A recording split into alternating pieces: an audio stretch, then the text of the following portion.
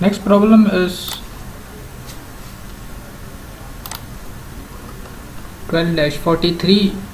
This problem is related again to rectilinear kinematics, but the motion is not regular. There is not a single relation defining the motion of the particle. The jet plane is assumed to be a particle. Initially the acceleration is equal to 0. The velocity initial is 300 feet per second. So for 10 seconds the velocity will remain constant. Then the acceleration is minus 20, that is the speed will reduce due to the acceleration. Then in next 10 seconds the acceleration changes from minus 20 to minus 10. In the third phase the acceleration is constant, it is equal to minus 10 meter per second square. So we have to find the time t dash at which the plane will stop. Secondly, we have to construct the velocity time graph and we have to construct the position time graph. From the topic of rectilinear kinematics or simple kinematics, we know that acceleration is equal to dv over dt. So we can write dv equal to a multiplied by dt. We will be obtaining velocity and position relations for 3 intervals. So first we determine relation, we will draw graph for the first 10 seconds. In first 10 seconds the acceleration is equal to 0. This means the initial velocity is 300 meter per second or feet per second, then it will remain as 300 feet per second.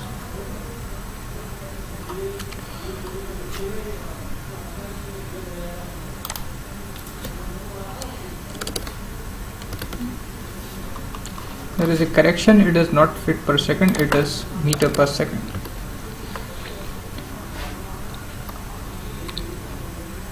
In the second phase, the acceleration is changing. So we obtain a relation between acceleration and time. For the straight line, we only need 2 points. So here at this location, time is equal to 10 seconds and acceleration is minus 20. And here the acceleration is minus 10 and time is equal to 20. So using these 2 points we can determine the straight line equation.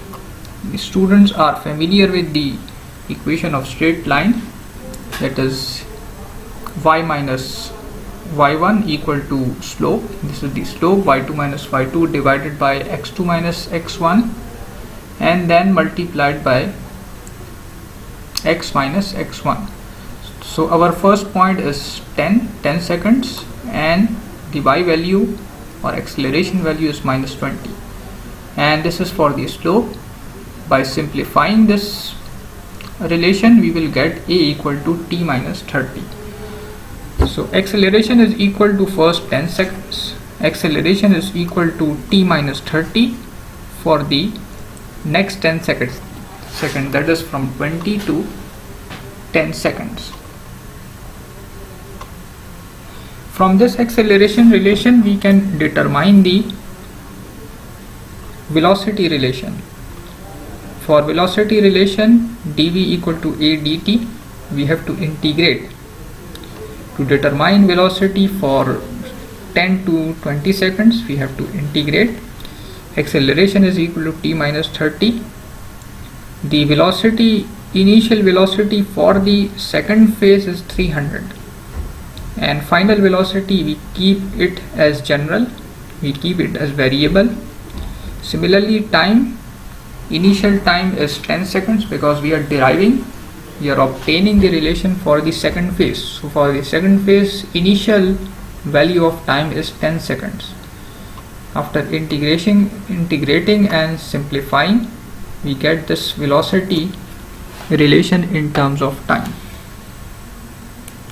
If you want to find the velocity at t equal to 20 seconds, we will simply substitute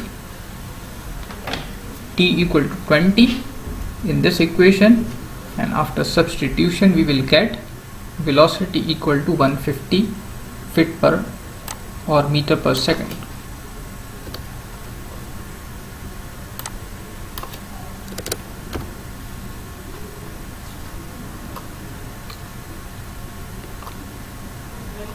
So acceleration is minus 10 at the end of the second phase. The acceleration is minus 10 meter per second square. Now we come to the third phase. For the third phase, the acceleration is constant. It is equal to minus 10. So here we substitute minus 10. Here we substitute minus 10. Then velocity is equal to minus 10t plus 350. Now the lower limit for the third phase, the initial velocity is 150 and the final velocity we keep initially as a variable. Similarly, for the third phase, the initial time is 20 seconds and the final time is t dash, at which the plane is stopped. So if we keep the relation general, then we can put t, or we can write t instead of t dash. So after integrating this, we get v equal to minus 10t plus 350. Now we are interested in determining the time at which the plane is stopped. So when plane is stopped, velocity will be equal to 0, time is 35 seconds. So this is the plot between velocity and time. Initial velocity is 300 and it continues to remain 300. Then in second phase, the velocity reduces from 300 to 150. Now this relation is not linear. We can see this is for the second phase we have a quadratic relation of velocity for the second phase. Then finally the velocity reduces from 150 to 0. Within 15 seconds the velocity becomes 0 and the relation is a linear relation. Velocity is equal to minus 10t plus 350. So this is velocity time graph. Now we do calculations for the position and time graph. So ds is equal to v multiplied by dt, as we discussed in the first lecture. Similar to the velocity time graph, we have to obtain the position time graph for the three intervals. For the three intervals, velocity, if we focus on the first interval, velocity is 300 meter per second.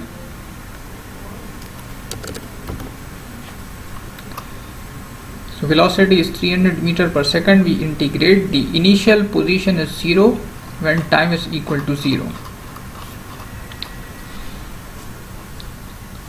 The initial position is the reference position, and we assume that the position is same as reference. So s is equal to 0 when time is equal to 0.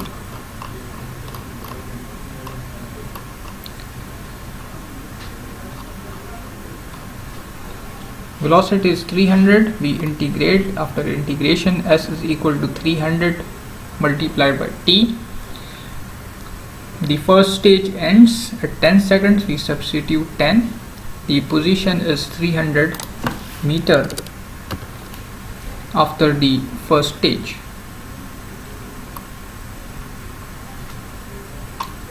Now we come to the second phase. Again, relation is same. Integral ds is equal to v multiplied by dt. The velocity for the second phase, as we determined previously, is a quadratic relation. We put v relation over here and then we integrate, and this is our position relation with respect to time for the second phase. We can see the limits. Initial position for the second phase is 300 meter and the final position is kept as variable. Similarly, initial time is 10 seconds for the second phase and final time is kept as variable, or we derive a relation in the variable form. So this is position relation. If we want to determine the position after 20 seconds, we put t equal to 20 and we get position equal to 5167.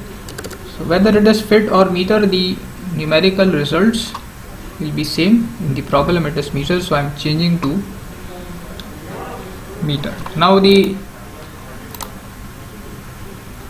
third stage, when t is greater than 20,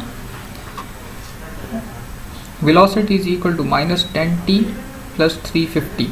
This is for the third phase. Velocity relation is minus 10t plus 350. Initial position for the third phase is 5167 and initial time for the third phase is 20.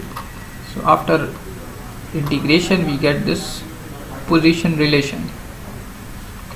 Since the plane stops at 35 seconds, we will put 35 in this equation and position is 6292 meters. We can sketch the position time graph. In the first phase, position is 300 multiplied by t, so this is a linear relation. For the linear relation, we draw a straight line. 300t is a linear relation, we draw a straight line. Then in the second phase, velocity, the position is, this is the position relation, so this will not be a straight line. Similarly, in the third phase, this is the position relation with respect to time, it is again non-linear. So this is the sketch of the position time graph.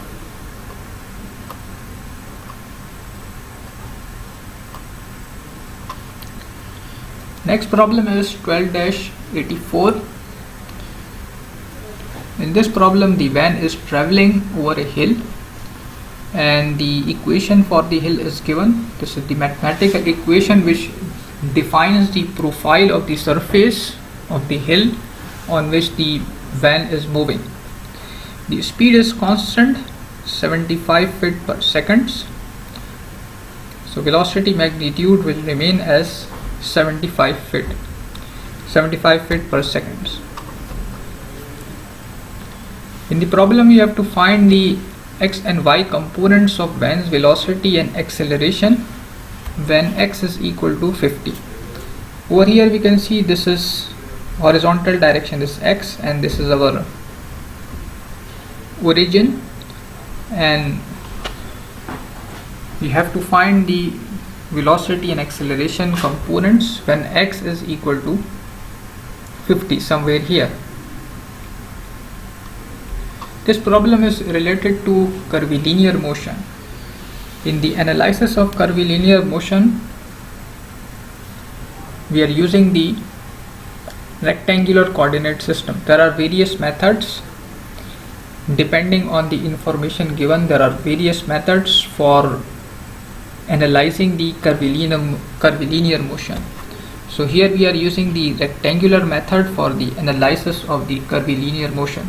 Since we have a mathematical relation in terms of x and y, we can use the rectangular coordinate system method.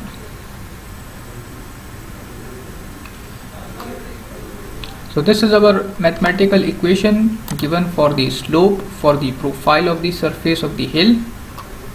We differentiate this equation with respect to time, that is dy over dt. Dy over dt is written as y dot.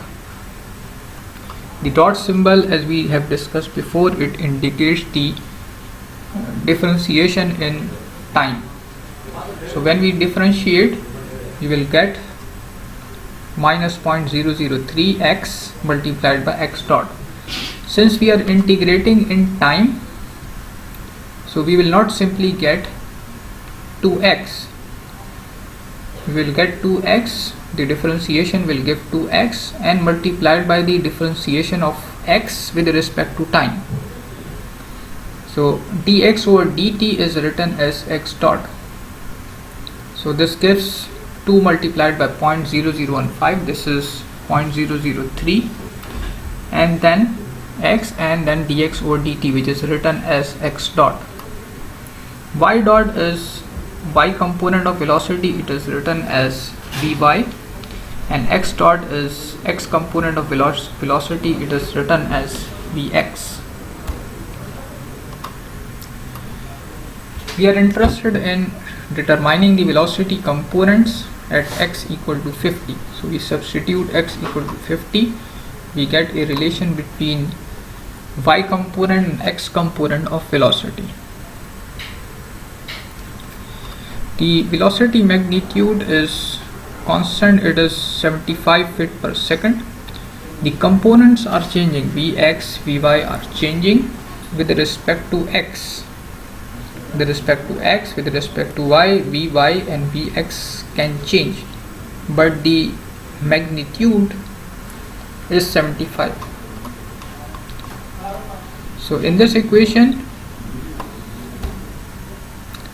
v is 75, vx and vy can be written in terms of vx, and then we solve. After solving, we get vx equal to 74.2 and vy will be equal to 11.5.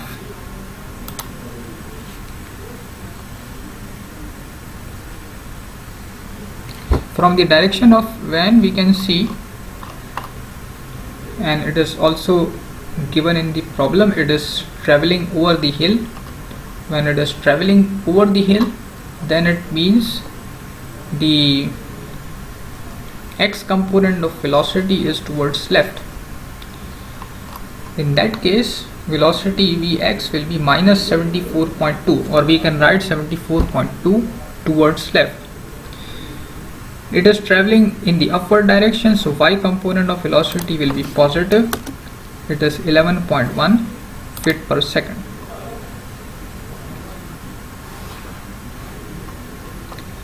Next is to determine the components of acceleration. For acceleration we have to further differentiate.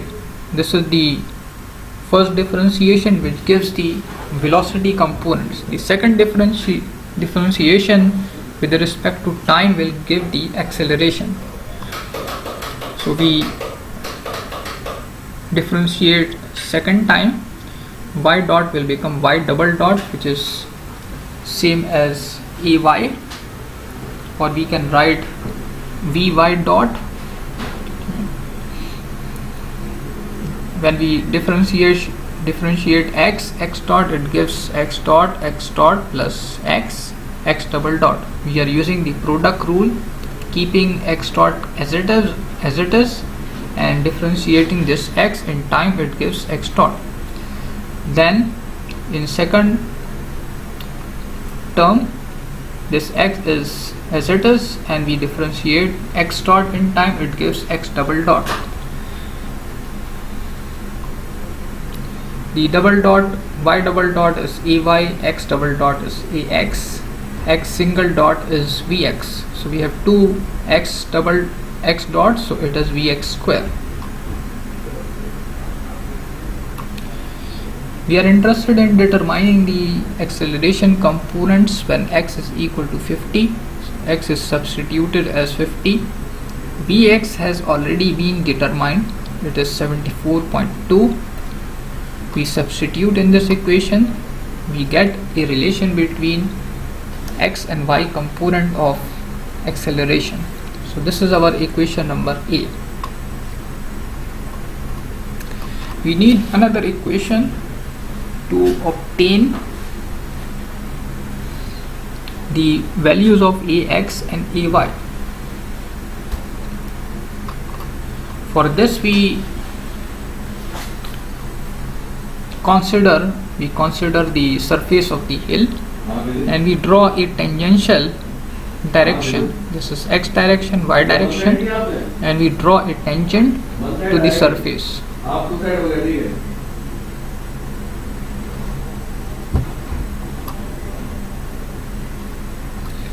The van is traveling with a constant speed.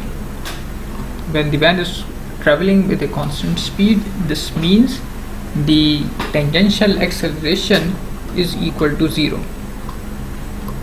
The acceleration in the tangential direction is equal to 0. So we write tangential acceleration in terms of ax and ay. So tangential acceleration at is equal to ax cos theta, or cos 8.53. We can obtain the angle using simple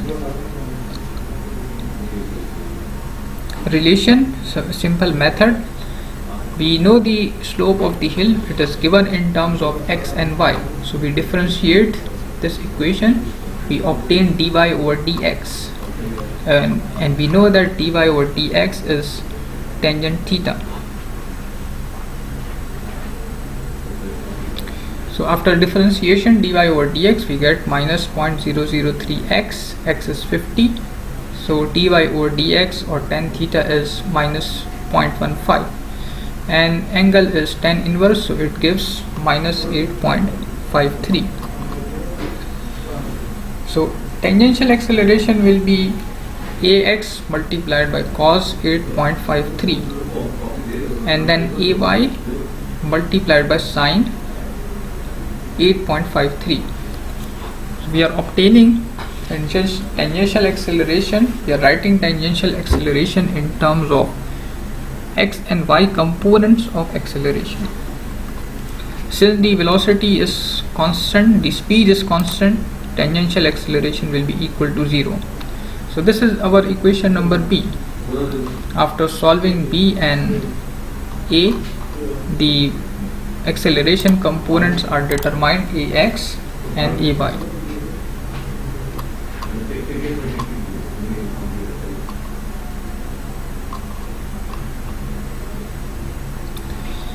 Next problem is related to the projectile motion. As discussed in the previous lecture, the projectile motion is a curvilinear motion.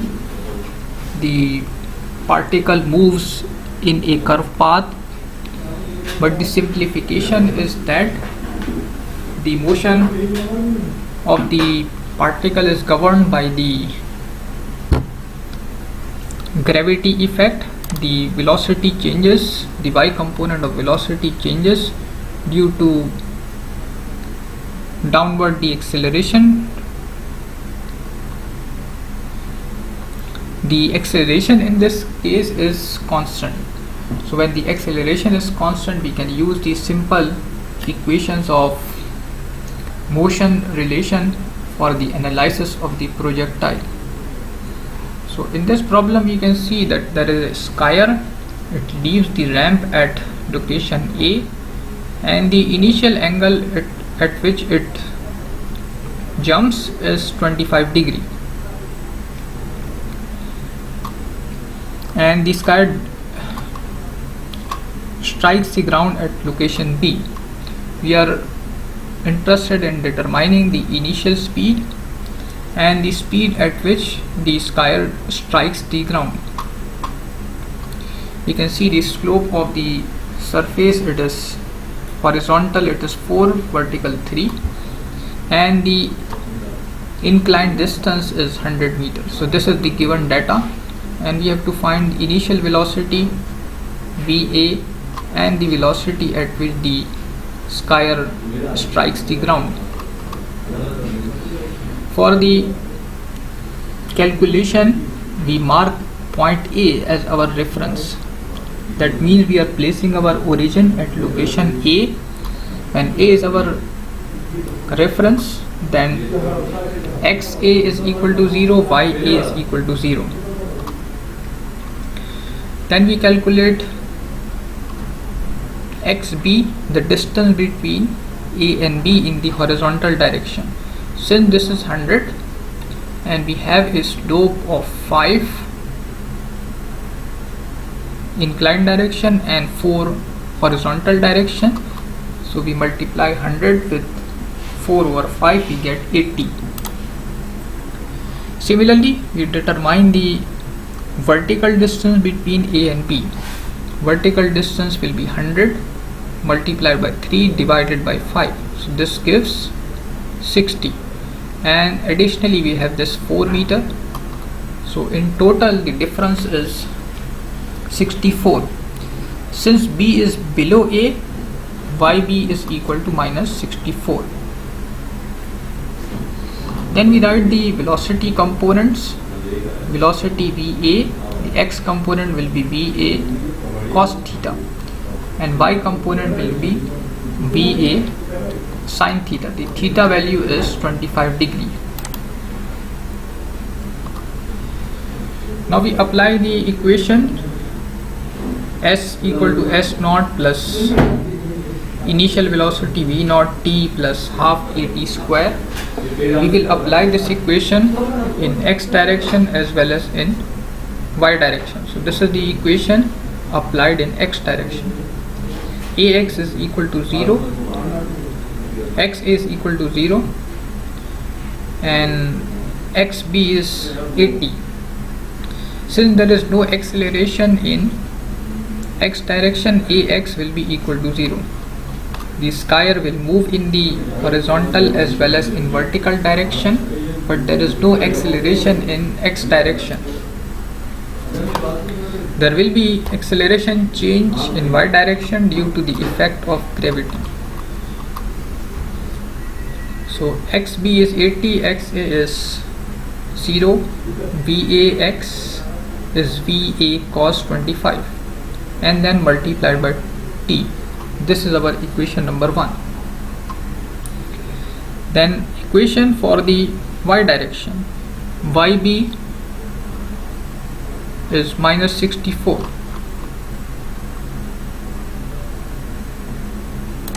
The acceleration in y direction is minus 9.81. Yb is minus 64. Then Ya is 0. Vay is Va sin 25, then multiplied by t.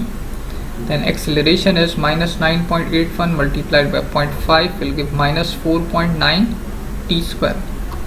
We solve 1 and 2 and by simplifying we get Va equal to 19.4 meter per second.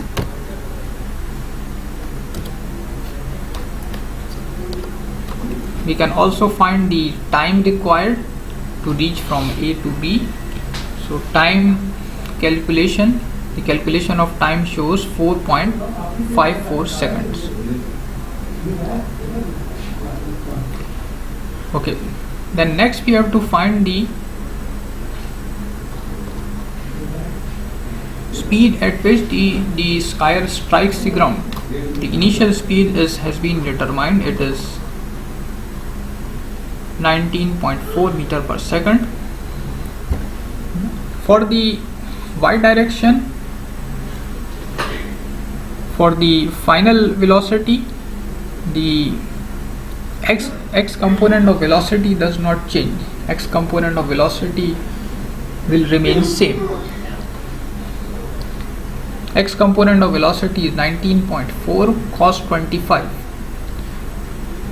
This is the initial velocity. The final velocity x component will be same. There is no change. Since there is no acceleration change, the x component of velocity remains same. It is 17.6. The y component of velocity changes. Initially it is 19.4 sin 25. Acceleration is minus 9.8, t is 4.54. So this gives minus 36.7 as the final y component of velocity. From the velocity components, two velocity components, we can find the velocity magnitude 17.6 square plus minus 36.7 whole square. This gives the velocity equal to 40.4 meter per second.